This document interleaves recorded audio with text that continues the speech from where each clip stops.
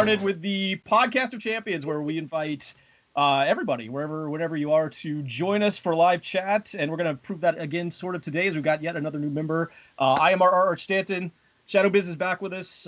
Max Amora from last week. And introducing Taylor first. How are you doing, sir? Doing great. Thank you. Awesome. So we are, again, kind of covering the world here. Shadow, of course, out in Australia, Taylor over in the Western time zone, and Max and myself in the Eastern time zone over in Florida. So good to have you guys on. This is the first time I'm doing it at like 6 in the afternoon. So if my lighting is weird, anybody just let me know, because I know the sun's setting over here for the first time. But anyway, we're going to talk about a couple of different things today, including some Star Wars topics, some upcoming films, whether or not they're ever going to get to the Rian Johnson trilogy. I heard some rumors about some other possible new films they're doing, and even Taika Waititi's involvement, which I'm actually kind of curious to get your take on. I don't know where Taika would fit in exactly, but I'm interested in seeing where that could go. We're going to look at some possibly controversial topics, including the Snydercut and the future of the DC universe, where all that's going, and how you guys feel about what they've done so far. Then also the possible, I don't want to say SJW or woke agenda of the that could be creeping into the MCU, and some people are worried about that. I'm not thinking about that in those terms myself necessarily, but just to kind of give you an idea of what we might be talking about there. We're going to get into a couple of issues there and see what you guys think about it. And then I just wanted to get, and I don't know, I didn't ask you guys this before, but we're going to get into what you feel is the most underrated comic book movie of all time. I didn't ask before because I just kind of want to be surprised by it, so we'll see what you guys think on that. So just getting started, some Star Wars talk. Biz, I was going to go to you first. There's a lot of things to talk about here, and you can kind of pick up where you want on it, but I know you'd mentioned the Rian Johnson trilogy. I was just looking up some information on that, and you might actually know more than I do. I don't know where they're going with that. There's some other talk about also either a New Republic or High Republic series that might be coming out, or maybe it's just a single movie. I don't know. So if you know anything about that, let me know. And then also Taika's involvement. Which one of those excites you most, and where do you think they're going? What was the first option again? The Rian Johnson trilogy. Right. Yeah. Right. Well, the High Republic that's probably the most interesting, because even though they're just, I think, books for now, because that's like the whole new like universe they're trying to set up there, because that could eventually lead to like the Old Republic, because that's like, I think that's like in the past, like they said it was like apparently with the golden age of like in that Star Wars universe like back then. But like with the so yeah, I'm just excited that the past is being explored. You know what? I am too. I was kind of looking into it just a little bit. An article had come out earlier this year, still talking about actually at the very beginning of the year, talking about the possibility of the Old Republic, and then a little bit later in the year, apparently Kathleen Kennedy had mentioned something about the New Republic, which I know are pretty different eras separated by a couple thousand years. I don't know all that much about it. Max, what's your take on those two eras, or which one would you like to see explored? Well, I know Old Republic has a fan base based on a lot of the video games and everything. That drew a lot of people into Star Wars in a way that even the movies hadn't managed to do. It got them directly involved in controlling and being a Jedi. So that was exciting for them to get in on that. And I think that's a lot of the success there. Either one works. As I mentioned last week, I just don't want to see them rehash just more versions of Vader, or like I don't want to see them focus too much in on something that everybody already knows at the expense of everything everybody doesn't. Taylor, what do you think? You a big Star Wars fan? Yeah, I am a big Star Wars fan, but Awesome. I'm pretty positive about the future of the franchise, because they've created such a vast universe and a vast lengthy history that they can draw from. There's all kinds of directions they can go with the movies. But like Max said, I don't want to see the same thing again. We don't need more Skywalkers. But there were other things happening at the same time the Skywalkers were happening, as well as before and after, and they can explore that. And of course, like I think the Mandalorian shows just how far they can go at any point in the history that they've created. So I think they've got a lot of potential going forward right now. Even if you wanted to focus on the same era still, there's Thrawn to deal with that hasn't been touched in film yet, and that's a fan favorite that would draw a lot of attention. Just to see choice and casting of that alone would be a huge decision. But to see him on screen, it would be a completely different type of villain that they could work with and still expand on the current universe. What's Yeah, 'cause I thought he might appear like in The Mandalorian maybe eventually. Thrawn? Right. Or is that the wrong time? I can't remember exactly where Thrawn fits in Yeah, that's again. around the same time. Yeah. Well, you guys obviously know more than I do about it. Give me an idea, any of you or all of you, where kind of how you would envision Thrawn sort of fitting into The Mandalorian or anywhere else. Well, in the animated universe, they've got him alongside the Rebels show. He's a constant antagonist against Ezra's team. So, like, he's a big part of that. But then in the books, he's somebody who's kind of a protagonist or something against Vader. Like, they've got two different visions of where the Empire should go, and both of them have two very different programs they're interested in, and they're trying to catch the Emperor's ear on those programs and prove that theirs is the right choice. So it was a very curious thing to see those go in a different direction. It would be a very interesting character to watch as somebody against Vader who works alongside him, kind of. That'd be kind of interesting to see what a character like that does, because I really don't know anything about him, but I think that'd be awesome to see that kind of level character who was competing with Vader and what he does after Vader doesn't exist anymore.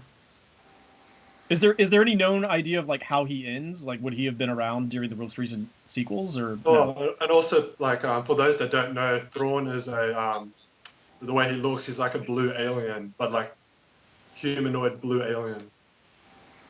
With red eyes. I just wanted to add that in. Yeah, exactly, red eyes too. Yeah. So Taylor just made me think just a minute ago. So I've got a friend who I used to work with here who is absolutely convinced. I mentioned this last week that they need to stick with some known properties.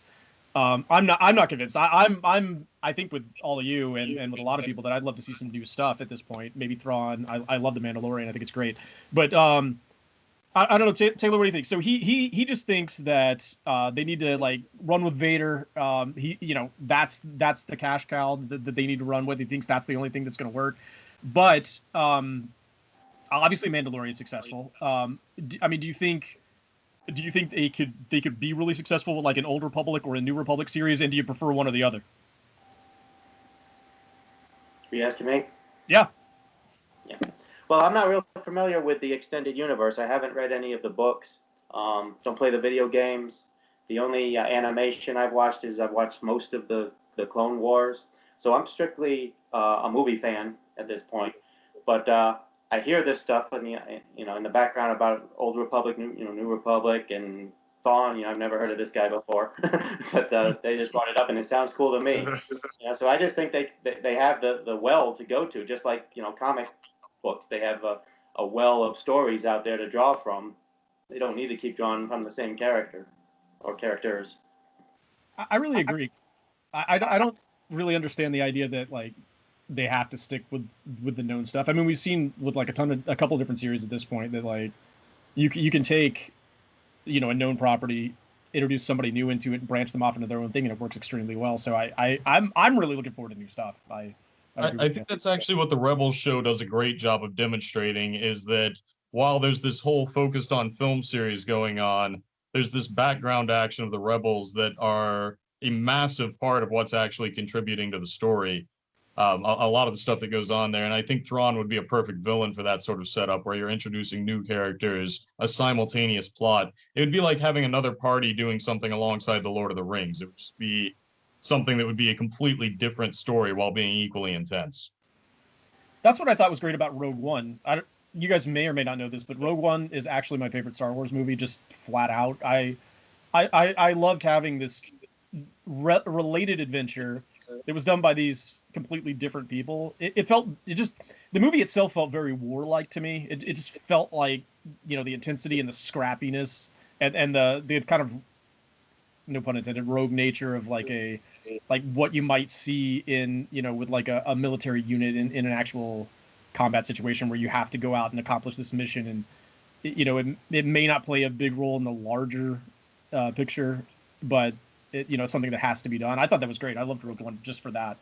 It played into what you saw, but it doesn't have to relate. Like, everything doesn't have to relate. You don't have to see these characters showing up in other movies. They just had that one mission and that was it. I'd love to see all kinds of stuff like that. I don't know where you guys were at on Rogue One, but that was my film. No, Rogue One was amazing. Like, and just the way it looked as well. Like, it was a good story, good everything about it. There's no real flaws with that movie compared to like a lot of other Star Wars films. It was like clean, tight, yeah, good film. It was among my favorites also. In fact, I would say it's my favorite Star Wars film to date. The big thing about it is it had a beginning and an end that it was starting with and knowing where it was going. I think a lot of these stories where they just know they're trying to make a massive drama out of it that extends forever, it's a lot harder to have a clean cut section with that. Yeah. So that gets back to the Rian Johnson thing. Like, do we think he's, and I don't know if anything's come out about that or not. Biz, you might know, I don't know, but like, do we think he's doing something that takes place like after this stuff? Because he's not doing the Old Republic stuff. At least it doesn't sound that way. No. So what's he doing? What he was doing was apparently he was doing his own thing. Like, it involved no Jedi's, no Force. Like, apparently his whole own world. But the thing is now, it's not exactly confirmed if he's. Well, I haven't checked the latest news on it. If he's either doing it or not, because on one side they say they dropped. They dropped Ryan. On another side, he says he's just saving face, but he might still be doing it. It's unclear right now with Star Wars and the whole pandemic, obviously too. So, and they've had other announcements like Kevin Feige and Taker. So it's a bit up in the air. And then also with Obi-Wan, the Obi-Wan show, there was like a scandal with that too. They had to suddenly like drop it and then it comes back up again. So it's the whole Star Wars universe. It's still a bit murky, but like, you know what I mean, guys? Yeah, and the pandemic is in terms of like where it's going. Like, it's good they have the High Republic going with the books and stuff. And then they have like projects with the Old Republic. But I did see one concern where if they do the Old Republic in the movies, in terms of, I guess it's kind of dark and adult.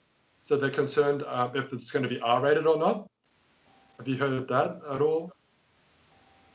I didn't hear about that. Did either of you?